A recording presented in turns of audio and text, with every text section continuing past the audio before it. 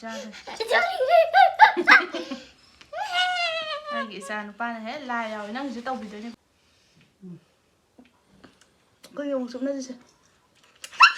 Rồi nè, happy birthday mà cái nó cái đó sẽ lên tôi bảo dùng cái. Mà mà cái đó mà ra cái đó thằng nào rồi. Nè mình tôi thích gì? Tôi sẽ cái xài gì birthday tạo cái video thì nên tôi sẽ birthday sẽ chào thế thêm một bữa sáng đi tận đến mà lại cái khỏe như hay không đánh đâu cái mê cái khỏe như hay đâu đây là sạp bài cái cái đấy gì à sạp bài thôi cái đấy gì ăn được thâu xuống được cái quỳ đấy rồi mẹ mai lại khỏe một con bây giờ nhiều merci luôn nhớ không tao vô khăn cắt cái đầu này lên hai tao mẹ ăn lên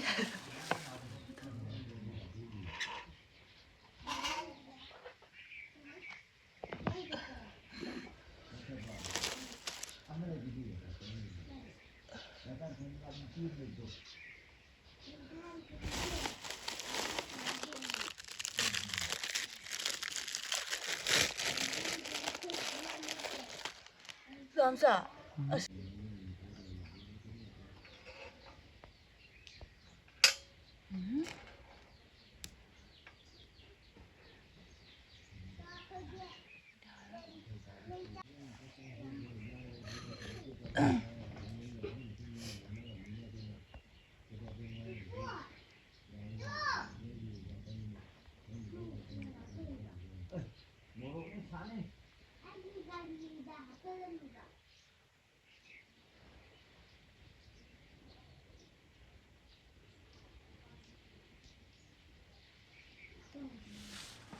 làm cái này gì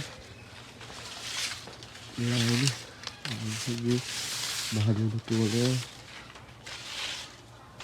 mà đều được cô đấy mà chỉ nên bao gì Sài Gòn gì đó chỉ mà mang cái khi này có chỉ là mang gì thế không biết là cái đó chỉ là mang cái làm giam tròn này có xe bạc thì tao cái làm lái làm ôm làm cái nói tàu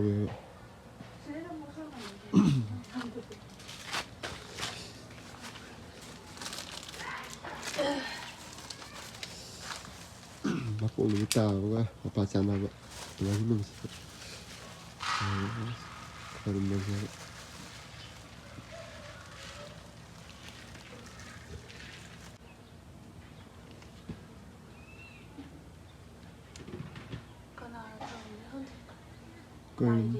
Mai điền mà lại dùng nước chưa chậm chạp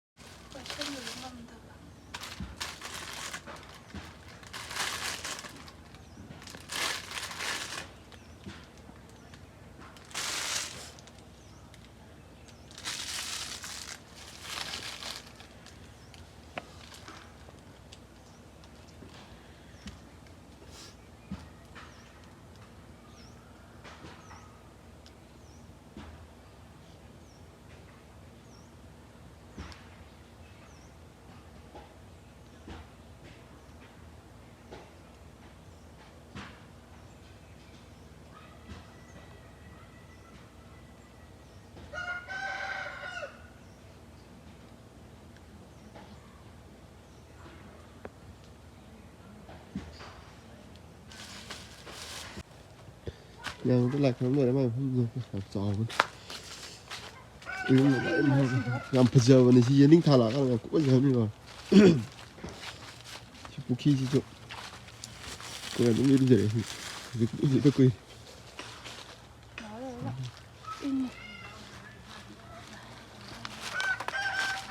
좀 짜가. ꯑꯩ cake ꯃꯥꯅꯅꯦ ꯇꯧꯕꯤꯔꯝꯃꯦ ꯑꯗꯨꯒꯅꯦ ꯗꯤꯂꯤꯚꯔꯤꯗ ꯂꯥꯛꯅꯤꯉꯥꯏ ꯒꯥꯔꯤ ꯂꯩꯇ꯭ꯔꯦ ꯍꯥꯏꯔꯦ ꯑꯗꯨꯒ ꯃꯥꯅ ꯂꯧ ꯆꯠꯂꯨꯔꯦ ꯑꯗꯨ ꯐꯣꯟ ꯇꯧꯔꯒ ꯀꯧꯊꯣꯛꯑꯦ ꯀꯩꯅꯣ ꯌꯦꯡꯉꯨ ꯑꯗꯨꯒ ꯚꯤꯗꯤꯑꯣ ꯅꯝꯃꯨꯑꯦ ꯑꯗꯨꯒ ꯇꯨꯝ ꯇꯦꯡꯒꯦ ꯀꯦꯛ ꯀꯦꯖꯤ ꯃꯈꯥꯏ ꯑꯃ ꯂꯩꯔꯛꯏꯕ ꯁꯨꯃꯥꯏꯅ ꯇꯧꯔꯤꯅꯦ 하나 짱없네 소름다.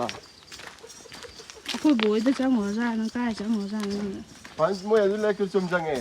소나간 장에 오염되네 봐. 소나간 장 이거 뭐 돼?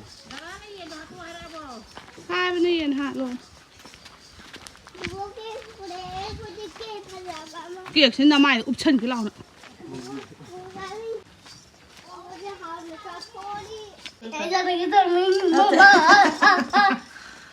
Mai đi sang đi hai giờ hai không? Mai sẽ chọn đi hả? Xa rồi. Ai nghĩ sao nó ba này hết lại rồi năng chỉ tao bị đôi như ba đi. Cây gà đăng nè. Happy birthday. Hả cô? Cái nào cả nó ba rồi. Mama có đi bỏ sống tao hồi rồi cô. Kia tiền rồi. Video nào sẽ lang rồi. Zoom này đây anh đây cái thứ. Anh nằm mà cái lộ. Này cô. Mẹ mà đó anh ngasi birthday gì cô. Anh đi cake sẽ cắt đi cậu ấy happy cái mình ta khăng để mà lấy để mà đàm giá na cake tu cái gì mà khai lâu bữa đấy. Aduga lâu sinh ngày mà na. Aduga delivery lạc cái đó đó gari lấy tiền mới sẽ lạc rồi. Bảo khối năng này em cô. Anh mà chả lâu rồi đó thông an thổ lộ haraga video làm haraga xí lâu lấy mẹ bái cake cắt đi cậu ấy cái khăng để cô. Smart haraga cake mà sao mà các video đó hồi nãy mình đang hình dạng họ bằng thùng acha ní. Aduga lại sẽ ní. Am ta hai xem mà mai birthday nên ta không xem. Phone đi hả? Nãy nó này hai bữa đó tụi mình mẹ này em hàng ngày đang xem nó xì hay em ta hai cô xem. Hả? Em ta hai cô. Hay đó nó. Em ta hai. Ako mai birthday em ta hai xem. Mà mai birthday hả? Anh có tuổi gì? Hồi lên cake sẽ thầm bani mẹ em ghi. Cô in em bốc đi ra đi. Baba su bố đi chắc rồi. Chân nó bị cho duty. Anh bán cameraman. Rồi nè happy birthday mà cái nó kendara sẽ làm nên tôi pro dùng đi. Kì cả đó. Happy birthday rồi. Happy birthday to you. Happy birthday to you. Se para se casa. Em muốn thấy happy birthday. Mama cái đó mà ra cái đó thằng nào rồi. Tất. Ba. Kamu nhớ có đi mà chắc kamu nhớ đi. Happy birthday. Happy birthday. Wow. Mà hả đâu rồi chứ không? Ya papa ta khơi em bị sao? Lẹ lâu lâu giờ rồi. Này bắt tiêu ấy không mà khơi bị. Chứ hàng của papa ta in năm lâu rồi. Hồi lên bố ấy chú, này tôi nói chú bà số chú lấy thầm ra rồi. Mama im đi không? Anh kia bị không? Anh đi đi. Cameraman chứ lấy tre đó chứ. Ai làm sao thế là cả? Mama cái nào nè? Happy birthday. Mà lúc không làm gì đâu. Happy birthday. Happy birthday. Yaar. Bố bố kìa. Bố bắt tiêu khai rồi.